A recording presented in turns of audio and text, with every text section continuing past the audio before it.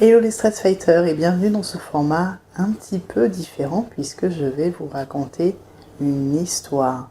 Ensemble, on va tomber la cape et suivre son cap.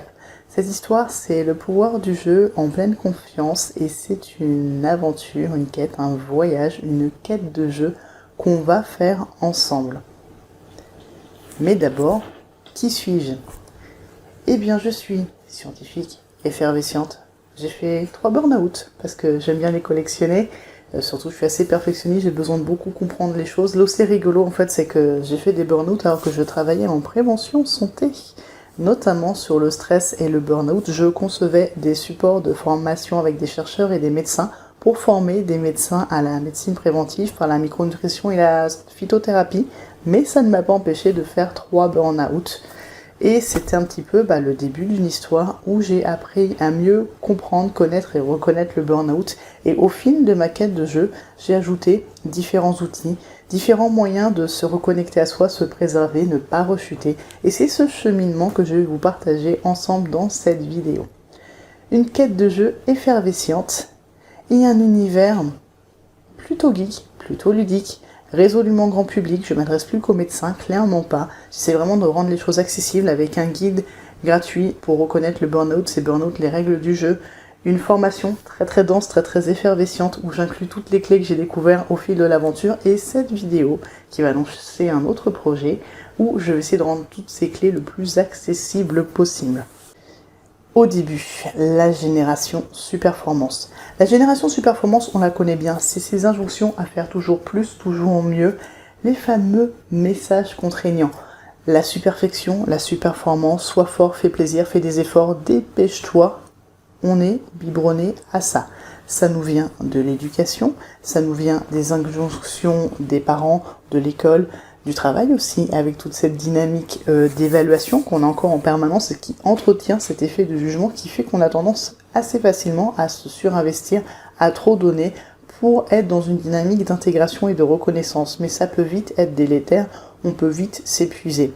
Surtout que le flux d'informations étant en croissance permanente, on a tellement de choses à gérer, tellement d'informations qui vont dans tous les sens, on a un culte de l'immédiateté qui fait qu'en plus on peut se retrouver très vite en surcharge mentale et tout ça participe à l'épidémie de burn-out. Je n'ai pas fait exception, j'ai bien mis mon masque de superformance, ce masque de la bonne élève pour bien rentrer dans les cases, pour avoir tout le temps des bonnes notes, pour faire ce qu'on attendait de moi au travail. Et j'étais un bon petit soldat sur une monture qui finalement était écrasée par tout ce que je lui demandais, tout le temps en agitation cérébrale permanente, jusqu'à l'épuisement, et c'est ça aussi qui a fait la voie de mon premier burn-out. Burn-out finalement, on en parle de plus en plus, c'est une menace qui est pas si fantôme, en tout cas qui l'est de moins en moins. Moi quand j'ai fait mon premier, c'était pas encore très connu le terme de burn-out, ça fait bientôt plus de 10 ans d'ailleurs, plus de 10 ans. Et je suis tombée sur un livre du docteur Bauman qui parlait de burn-out, mais c'est vrai qu'il y avait assez peu de choses sur le sujet. J'étais pas encore dans ce travail où j'étais déjà sur le stress et le burn-out, j'étais déjà dans la santé et la prévention santé, mais sur un autre prisme. Et ce qui fait que j'ai eu de la chance en fait de mettre le mot dès le premier burn-out sur ce qui m'était arrivé. Mais c'est pas forcément évident de comprendre ce qui nous arrive et de détecter et de s'arrêter à temps. Et finalement, toute ma mission maintenant, c'est de donner ces clés, ces informations pour mieux connaître et reconnaître le burn-out et savoir s'en préserver et aussi savoir quand ça nous arrive quoi faire et comment se reconstruire.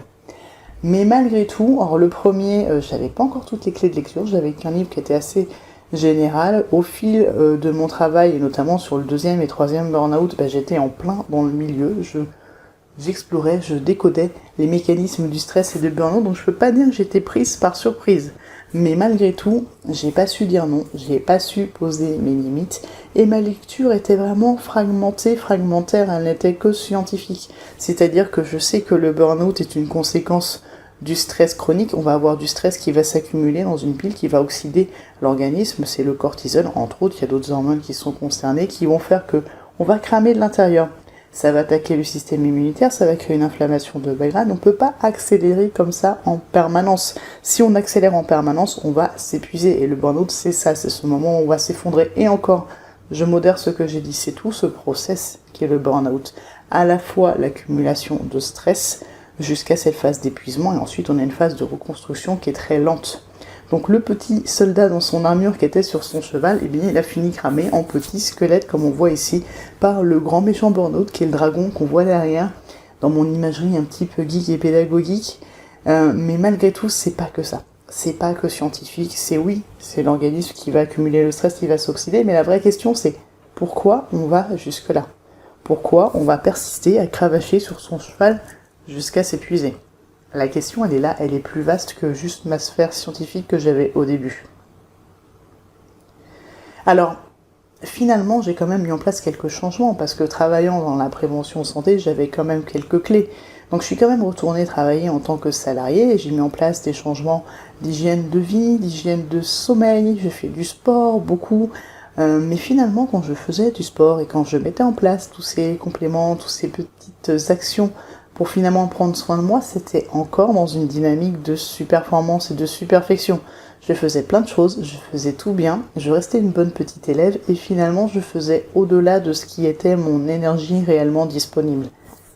C'est bien de mettre des choses en place, mais si on continue à mettre en place des choses en forçant, eh bien on continue à entretenir cette dynamique d'épuisement et on peut s'épuiser à trop vouloir bien faire pour se préserver. On verra un petit peu plus tard la théorie polyvagale, mais typiquement je mettais en place des choses dans une dynamique qui était sympathique, qui était forcée. Ce qui fait que je suis quand même allée jusqu'à la fracture de fatigue, parce qu'à une époque je savais que manger bien et faire du sport c'était bien. Donc je mangeais bien mais trop, j'étais limite orthorexique et je faisais beaucoup de sport et je n'écoutais pas les blessures, je les banalisais de la même façon qu'on va banaliser les émotions et la souffrance et qu'on va les étouffer. Donc j'étais toujours dans une dynamique où je continuais à m'épuiser. Forcément, le burn-out est revenu. Et oui, le corps a ses limites que la raison ignore, c'est de moi. Enfin je pense, j'ai mis ça dans un article, je sais pas si je l'ai vu ailleurs, mais j'aime bien cette image. Et ma prise de conscience à ce moment-là, c'est que déjà, de toute façon, à continuer à forcer, je ne pouvais que rechuter. Mais j'ai enfin pris conscience que mon cerveau était relié à un corps. Et que c'est toujours le corps qui gagne à la fin. Ça semble absurde dit comme ça, mais à force d'intellectualiser ma lecture du stress et du burn-out, de jouer dessus à coups de compléments, à coups de petites touches de sport par-ci par-là, d'alimentation qui va jouer sur l'inflammation et tout ce que je croyais être des bonnes astuces, et ça reste des bonnes astuces, je continuais à me surinvestir en fait. Il n'y a pas de potion magique, il n'y a que de l'écoute de soi. Et à cette époque, je ne l'avais pas encore entendu. Donc j'ai rechuté 2 fois. À chaque fois, c'était plus rapide, à chaque fois, c'était plus violent. J'ai mis du temps à me reconstruire, à remonter. Le dernier burn-out, il s'est fait en 2 mois parce que j'avais 4 postes, ça pouvait pas marcher. J'avais 4 postes, on m'avait retiré la part créative, on m'avait retiré mon équipe, j'avais dû intégrer un poste pour le transmettre, bref, c'était complètement ubuesque, ça ne pouvait pas marcher. Donc ça allait très très vite, ça a été très violent. C'était tellement rapide qu'en fait ça a plus attaqué mon corps que mon cerveau, donc j'étais un petit peu active cérébralement, donc c'est là que j'ai créé Effervescience, dans la foulée de ce burn-out, en mode larve sur le canapé, j'ai quand même mis 3 semaines à remarcher, mais c'est là que j'ai vu qu'il me manquait des clés. Que juste les sciences, ça suffisait pas, c'était pas possible. J'ai essayé de remonter sur ce cheval qui était fatigué, qui était abîmé, et là j'ai découvert le coaching. Et je me suis formée au coaching, mais d'abord j'ai moi découvert le coaching, j'ai aussi en même temps découvert l'infopreneuriat, le fait de prendre des informations et de les transmettre au grand public, ce que je faisais avant pour des médecins dans un cadre de salariat. Maintenant je le fais en tant qu'indépendante pour le grand public, donc ça m'a ouvert plein de perspectives. Et moi, dans le rôle que je pouvais jouer pour avoir plus d'impact et vraiment avoir cette impression de jouer un rôle, mais aussi et surtout dans la relecture de ce qui m'était arrivé à travers les burn-out. Donc il y a cette notion de reconnexion au corps, des messages qu'il nous envoie, et il y avait toute une méconnaissance que j'avais et qui est très aussi biberonnée, comme les messages contraignants, des émotions, de l'expression des émotions. Les émotions sont là pour porter un message, et finalement j'ai subi des situations où je sentais bien que ça allait pas, il y avait des conflits de valeurs, mais je n'avais pas les mots à mettre dessus. Il y avait quelque chose qui allait pas, j'ai essayé de partir, j'ai cherché un autre emploi, mais j'étais tellement fatiguée et je faisais tellement des horaires de fou que les entretiens que je décrochais, j'étais en mode zombie, ça passait pas, c'est pas possible, parce que je ne savais pas jouer sur mon énergie, je savais pas optimiser mes états, et même au-delà, on est au-delà des outils et des techniques et de la théorie polyvagale à ce stade, j'aurais dû me respecter assez pour m'arrêter avant, ce que je n'ai pas fait. D'où les 3 burn-out, je n'avais pas ces clés de lecture-là à ce moment-là. Mais Là, j'ai vraiment compris. Le troisième burn-out a vraiment été formateur, nécessaire, parce que finalement, à ce moment-là, j'ai été sur les bonnes pistes de lecture. J'avais déjà des jolies pistes sur le deuxième. J'étais tombée sur tout ce qui était Tao, médecine du Tao, diététique du Tao, donc j'avais bien lu qu'il y avait ce côté on force trop, donc forcément l'organisme décompense et on peut pas tenir ça sur la durée. Mais en fait, je l'ai analysé de façon très très scientifique. J'ai essayé de faire le parallèle avec la micronutrition, avec la physiologie. C'était super intéressant. Je voulais même en faire un DU, ça s'est pas fait. Mais ça restait très cérébral et très analytique. J'étais pas du tout dans l'écoute de moi. Donc là, par le coaching, j'ai compris qu'il y avait un gros problème de limite et d'estime dans le fait d'aller jusqu'à s'épuiser et d'y retourner en plus. Il y a une phrase que j'aime beaucoup, c'est « Les ennuis commencent quand le besoin d'être aimé est plus important que le besoin d'être respecté ». Et finalement, il y a toujours une question d'estime, de besoin de reconnaissance et de validation quand on va jusqu'au burn-out et qu'on y retourne. On fait plein de choses parce qu'on répond aux attentes des autres, mais oui, mais on s'oublie dans cette quête-là. La pyramide des besoins de Maslow, j'ai tendance à inverser ou au moins à équilibrer dans l'idée que faut pas tout faire pour être dans l'appartenance. À un moment, faut aussi s'épanouir, il faut surtout rester à l'écoute de ses besoins physiologiques. Les deux extrêmes sont importants. Donc, j'ai pas fait ça. J'ai beaucoup trop donné, je me suis beaucoup trop surinvestie. J'ai pas su dire non, même quand je savais que les postes étaient pas du tout écologiques pour moi. Quand j'ai eu mes 4 postes, j'étais en mode, mon objectif de cette nouvelle année, c'est de ne pas faire de burn-out. C'était en 2016. Et finalement, le 29 février, voilà, 3e burn-out, et c'était la fin du salariat pour moi. Mais je savais que j'y allais. Mais je me suis pas autorisée à m'arrêter. Et ça, c'est un vrai problème. Et là, j'ai compris beaucoup de choses avec le coaching. Sur le fait de me surinvestir, de donner trop de temps. Et puis, je sentais que je faisais plus les choses à ma façon. Donc j'avais un gros conflit de valeurs sur cette dernière situation qui m'a vraiment fait beaucoup de mal à la santé. Mais je savais pas, j'avais pas compris, j'ai juste compris qu'il y a un truc qui allait pas. Donc j'ai disparu du salariat, j'ai été évacuée. Et puis j'ai pris du temps pour me reconstruire, mais très vite est arrivée cette idée du jeu, JE, l'écoute de soi et de ses besoins, et du jeu JEU, faire des choses qui me faisaient plaisir. Et finalement, le fil vert de tout ce que je fais avec Effervescence, parce que j'aime beaucoup le vert, donc ce n'est pas un fil rouge, c'est un fil vert, c'est faire les choses à ma façon. Avec du jeu, faire des choses qui me font plaisir, qui ont ce genre d'univers assez visuel comme vous voyez ici, et qui sont résolument grand public, et c'est ce que je propose dans des écoles, mais même dans des entreprises, ça passe de plus en plus. Alors pas trop sur le burn-out, il y a encore un petit déni sur le burn-out, mais la charge mentale, ça parle beaucoup. Mais surtout, je m'amuse dans ce que je fais, et je suis toujours en quête de mon écologie, parce que c'est une quête permanente. Mais là, c'est vraiment moi, ça change tout. Et pour ça, j'ai élaboré ma propre potion de stress défense et j'ai chassé les trolls. Ces messages contraignants de surinvestissement qui ont fait que je me suis surinvesti jusqu'à y laisser plusieurs fois ma santé. Donc la potion de stress défense, c'est identifier ce qui est vraiment ressourçant pour soi. Il y a plein d'outils très très bien qui ont montré des effets contre le stress pour abaisser le niveau de cortisol et on a plein de choses très très bien. Et les gens qui aiment les to-do list et qui aiment la super-performance peuvent remplir leur journée de choses qui sont très très bien pour gérer le stress. Mais c'est pas comme ça qu'ils vont se reposer parce qu'ils seront encore trop dans le faire. Donc ma potion de stress défense, ta potion de stress défense, c'est ce que tu fais toi pour remettre du jeu. Ce qui répond à tes besoins, ce qui te fait plaisir. C'est ça la clé. Mais de l'autre côté, on va aussi regarder ce qui est vampirisant, ce qui te pompe en énergie. Et ça va être une quête d'équilibre entre tout ça. Sachant que tout ça, c'est mobile, c'est mouvant, ça va évoluer avec le temps, tes découvertes et tes centres d'intérêt. Donc j'étais devenue un petit peu une sorte de sorcière magicienne qui jouait avec son énergie. Qu'est-ce qui pouvait entretenir mon énergie et qui donc a pu me permettre de récupérer doucement de mon burn-out. Qu'est-ce qui me prenait en énergie, comment je pouvais faire en sorte que ça prenne moins de temps, le déléguer, minimiser, baisser mon curseur de superfection, on pourrait faire une histoire juste là-dessus. Mais c'est des points qui sont vraiment très très très importants. Et j'ai continué à faire ce qui était des pratiques de stress défense pure, beaucoup de yoga, de pilates, la méditation n'était pas du tout mon truc à cette époque. Par contre, la cohérence cardiaque, j'aimais bien. Et j'étais très au clair avec ça, faire des choses ludiques et dessiner. Ça, c'était important pour moi. Et c'est ça, la potion de stress défense, je crois pas aux recettes toutes faites. Par contre, je suis là pour t'aider à trouver ta recette.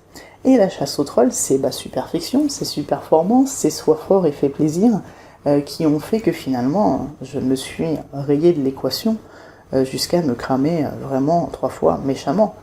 Donc, l'objectif jeu, c'est ça aussi, c'est quelque chose de très personnel. Tellement personnel qu'à un moment, il faut aller voir ce qui a mis en place ces messages-là. Donc on va retourner un petit peu vers le passé, on va prendre ce rendez-vous avec soi, on va se reconnecter à l'enfant intérieur. Et j'ai tenté des thérapies, j'ai vu quelques psychiatres en l'occurrence à une époque qui m'ont complètement désorienté et démoralisé. Je généralise pas, j'ai juste pas trouvé les bonnes personnes au bon moment, qui n'ont pas mis les mots sur mon atypisme mais qui ont mis d'autres mots qui étaient très très difficiles, schizophrénie, bipolarité, alors que c'est beaucoup plus de la douance et de l'autisme à minima, peut-être qu'il y a du TDAH, c'est un petit peu l'exploration du moment, je vais creuser un petit peu tout ça, refaire des bilans pour savoir, mais clairement ça a été très destructeur ces erreurs d'orientation et les traitements qui ont été donnés.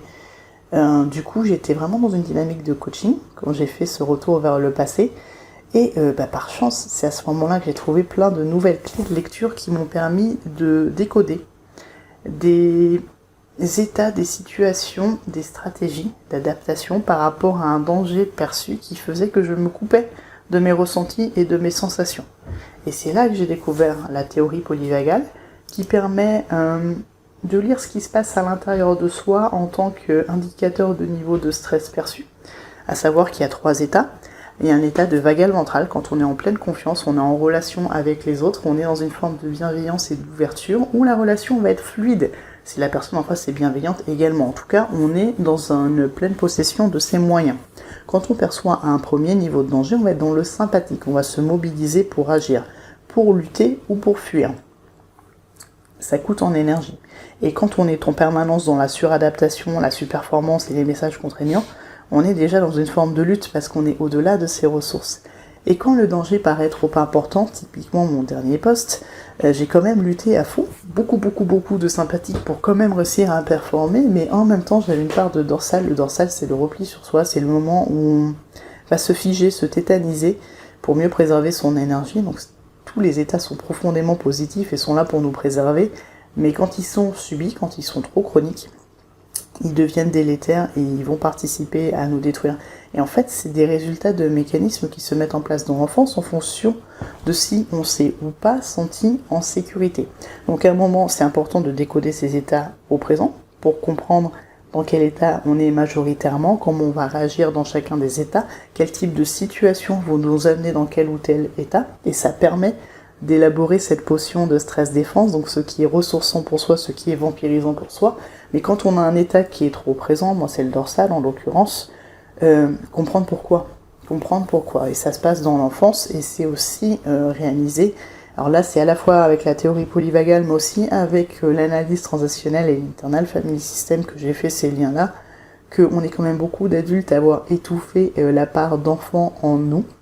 Alors je vais pas détailler ça outre mesure, je l'ai fait dans un article sur la Reine des Neiges avec l'analyse transactionnelle, mais c'est vraiment se reconnecter à ce qui était ressourçant pour nous enfants et essayer de comprendre quoi, comment, pourquoi on l'a étouffé et surtout comment on peut le réactiver. Donc nos états se mettent en place dans l'enfance, on a nos 3 personnages, donc ici sur l'image de gauche à droite, le vagal ventral qui est la pleine confiance, qui est un état qu'on a découvert récemment. En tout cas, en France, ça fait 2-3 ans que je bosse dessus. Aux États-Unis, ça fait 10-15 ans. C'est Stephen Porges qui a déterminé ça. C'est une autre voie du nerf vague. On a la voie vagale dorsale, qui est le frein, qui permet de revenir à la normale après une activation de l'organisme pour gérer une situation de stress perçue. Et on a le vagal ventral, qui est cette pleine confiance, cet état de lien à l'autre, où on va pouvoir interagir et se sentir en sécurité. Les personnes qu'on dit résilientes, qui ont un bon coping, donc qui gèrent bien des situations dites stressantes, vont pas mettre plein de techniques en place, non. Ils vont pouvoir activer facilement cet état de vagal ventral. Et c'est ça que j'ai appris à faire. Et à partir de là, j'étais vraiment beaucoup plus à l'écoute de moi. Et comme j'ai un peu de mal à décoder les émotions, c'est pas une clé qui est très accessible pour moi. Les états, c'est beaucoup plus immédiat, c'est beaucoup plus simple. Et c'est aussi plus encourageant de se reconnecter à ces états et des moments de vagal ventral qu'on va ensuite cultiver, que d'essayer de regarder son niveau de stress et de fatigue après un burn-out, parce que si vous avez fait un burn-out, vous savez, c'est long. Remonter un burn-out, c'est long et on a l'impression de ne pas s'en sortir. Là, on change d'étape plus de 1000 fois par jour, c'est beaucoup plus immédiat, on trouve beaucoup plus facilement des petits moments de vagal ventral à travers un joli rayon de soleil, quelque chose qui va nous faire du bien, quelque chose de beau. que juste se retrouver en énergie, non, ça c'est long, ça c'est long. Donc c'est se reconnecter à soi pour éviter cet incendie intérieur qu'est le burn-out qu'on détecte pas à temps et qu'on s'autorise pas à écouter. Là, je peux pas dire que je le détecte plus, c'est plus possible. C'est pas pour ça que je suis immunisée contre le burn-out. L'ombre du burn-out plane encore. La menace est toujours là, c'est une quête de jeu qui est permanente. Trouver son écologie, déjà, c'est évolutif. Ça dépend des saisons, ça dépend des événements du moment, des choses qu'on a à gérer, de sa situation professionnelle, personnelle. En tant que maman, mon mini-lit qui a 3 ans maintenant déjà, c'est pas du tout la même gestion d'énergie. Moi, j'ai besoin de bulles de ressourcement avec des temps toute seule. Il y a eu le confinement. Il y a le fait d'avoir un enfant qui fait que j'ai plus ça, donc je dois aménager mon organisation pour avoir des petites bulles plus petites. Mais par contre, ils doivent toujours être présentés. Plus je suis fatiguée, plus la priorité est à l'écologie. Quand je commence à me dire, aujourd'hui j'ai pas le temps de faire le sport parce que j'ai plein de choses à faire, ou tiens, je vais pas faire ma sieste parce que j'ai tel ou tel truc à préparer, déjà je la fais quand même, mais c'est déjà un warning pour moi de vers où tu vas. Attention au trop de sympathique. Et ça, c'est en permanence. Donc, non, j'ai pas d'outil magique pour ne plus jamais retomber en burn-out ou pour éviter à coup sûr le burn-out. Il faut juste être au clair avec ces messages contraignants, ce qui est du surinvestissement, à quel point on joue ou pas avec, à quel point c'est trop, vraiment comme un curseur. Je veux dire, la superfection, la superperformance, c'est utile quand on a des choses qui nous tiennent à cœur et qu'on veut bien réussir. Typiquement, cette présentation est un exemple de ma superfection, parce que je voulais faire quelque chose de joli. Mais je peux pas être tout le temps là-dessus et tout le temps à fond dessus, parce que là, je retournerais m'épuiser. Et c'est là que j'utilise les étapes pour voir où j'en suis en termes d'équilibre et de mon énergie. C'est aussi délivrer son potentiel ou son haut potentiel. Alors, haut potentiel parce que j'ai un profil atypique, mais ça vaut pour tous. Dans le côté reconnexion à l'enfance, aussi reconnexion à soi et ses talents, ce qu'on aime faire, ce qu'on fait avec facilité, avec fluidité. On a cette vision du travail ancrée dans notre monde occidental où travailler doit être compliqué, difficile, intense, et on doit faire plein de choses, apprendre à faire des choses, sortir de sa zone de confort en permanence.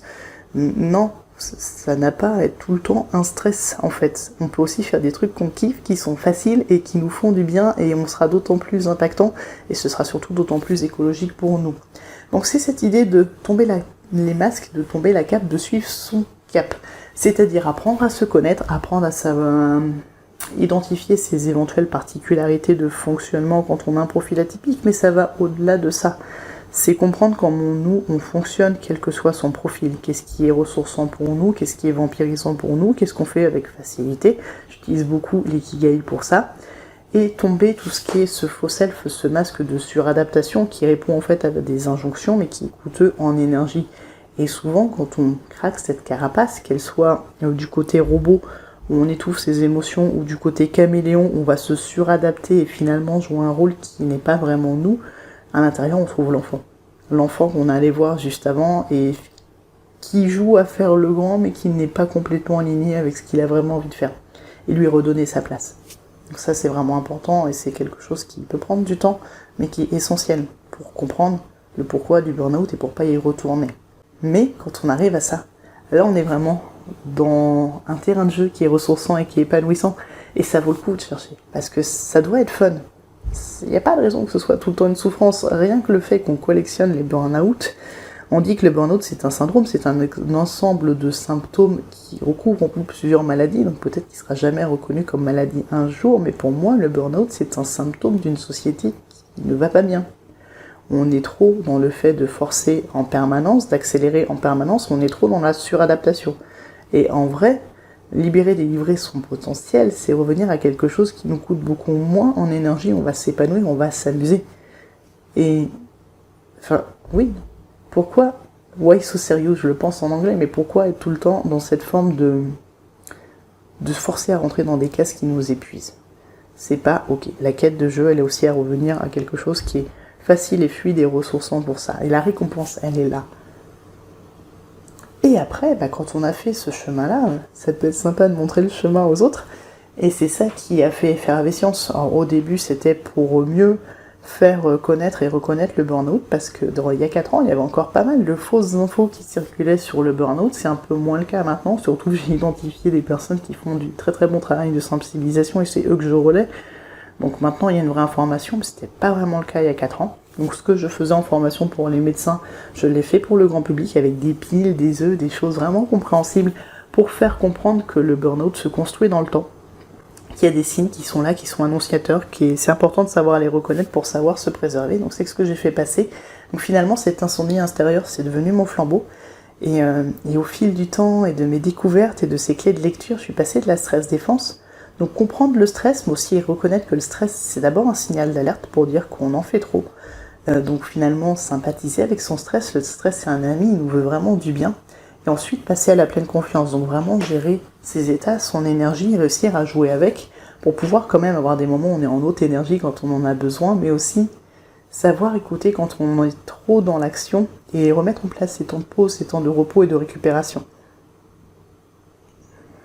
Donc pour ça, j'ai tout un univers que je ne vais pas détailler ici, j'en parlais un petit peu au début, mais j'ai des articles, j'ai mon e-book, j'ai plein de vidéos, j'ai plein de formations qui sont finalement assez denses, très très effervescentes, ça va très vite, ça va très loin, comme je le fais souvent, parce que c'est comme ça que je fonctionne. Et en fait, je me suis rendu compte qu'il manquait quelque chose de plus accessible et de plus grand public, et un petit peu l'article qui les réunirait tous. Et je vais en parler un petit peu plus loin, mais clairement c'est ma mission maintenant, et toujours dans mon univers. Mais mon univers est aussi un curseur. Là on est dans du très très un petit peu dans l'univers d'Halloween, un petit peu fantasy, un petit peu livre de sorcières et de magiciens, mais j'ai aussi des choses beaucoup plus grand public, avec juste des pieds, des œufs et des images qui parlent à tout le monde, bien sûr. L'idée, c'est d'amener cette nouvelle lecture de ce qu'est le jeu. Une réalité augmentée. Une réalité où en fait, on n'est plus coupé de nos émotions, on ne porte plus en permanence ces masques de suradaptation. Ça arrive de porter des masques, on porte des masques pour s'adapter aux autres. C'est une réalité sociale, sociétale, qui permet de gérer les interactions. Et on a besoin d'avoir des codes, on a besoin d'avoir ces curseurs de messages contraignants, à condition qu'ils ne soient pas trop présents. C'est-à-dire que si c'est plus une contrainte mais un jeu, qu'on joue avec comme un curseur, oui, ça permet de gérer les interactions, mais malgré tout, on va toujours faire attention à avoir une bulle pour se préserver et se ressourcer. Et plus j'avance, plus j'ai de clés de lecture de ce qui se passe à l'intérieur de moi. Donc, les émotions, c'est pas ma voie la plus simple à lire, à décoder. Par contre, les états m'ont beaucoup aidé, l'analyse transactionnelle, finalement jouer avec son cœur, la cohérence cardiaque. Finalement, c'est pas la respiration qu'on va le plus facilement apaiser son état. Je commence beaucoup plus facilement à méditer qu'il y a 4 ans où c'était pas du tout mon truc, la méditation. Ça évolue avec le temps, et l'idée n'est pas de faire de nouvelles injonctions de choses à faire, mais de faire finalement un panel d'outils. C'est vraiment ce que je fais beaucoup dans Power, qui est ma grosse formation stress défense et pleine confiance. C'est très long, c'est très dense, il y a beaucoup de choses, mais surtout les participants peuvent piocher dedans, voir ce qui leur parle, jouer avec, les adapter, et c'est ça que j'invite à faire. Mais finalement, toutes ces clés de lecture que j'ai dénichées en 4 ans, j'avais pas le début du commencement d'une, presque, par la cohérence cardiaque peut-être, au fil de 15 ans de science. C'est dommage, c'est dommage. J'avais une pièce du puzzle, purement intellectuelle et physiologique, et il manquait un gros bout. Donc j'ai joué à les mettre ensemble. C'est la reconnexion à soi, comprendre ce qui se passe à l'intérieur, c'est jouer avec soi et son énergie, c'est se reconnecter à ses états principalement, parce que quand même la clé la plus importante, celle qui a changé ma lecture du stress, c'est la théorie polyvagale. On parle de burn-out comme un trouble de l'adaptation. C'est-à-dire que quand il y a un événement perçu comme stressant, donc un événement de stress, on va mobiliser nos ressources pour gérer la situation de stress et revenir à la normale quand la situation est passée. Et finalement, le burn-out, c'est le mécanisme ne fonctionne plus, on est à plat, on n'arrive plus à faire ça. Mais en vrai, le burn-out en soi, c'est profondément positif. C'est là pour dire qu'on a trop joué à se suradapter, on a eu des stress trop forts ou trop répétés, et finalement, l'organisme ne suit plus, donc ce n'est pas un trouble de l'adaptation. C'est un marqueur de suradaptation dans ma lecture maintenant, ce qui n'est pas du tout ce que je disais il y a 4 ou 5 ans. Et c'est accueillir ça avec bienveillance. Le burn-out, c'est là pour nous préserver. Tous les états sont ok et sont là pour nous préserver. Ils sont là pour nous alerter qu'on force trop. Et quand on apprend à les écouter et qu'on apprend à les cultiver, on va plus facilement accueillir ce qui reste les critères de stress, le besoin de contrôle, l'imprévisibilité, la nouveauté, l'ego menacé, c'est toujours là. Le monde est profondément imprévisible. Mais on va apprendre à jouer avec. Flow must go on. C'est l'état ultime, c'est le level ultime du jeu, c'est d'apprendre à surfer sur son énergie et lâcher prise. Mais c'est pas la première intention. C'est d'abord l'écoute de soi, c'est d'abord apprendre à se décoder, c'est d'abord apprendre à comprendre ce qui est écologique pour soi et le cultiver.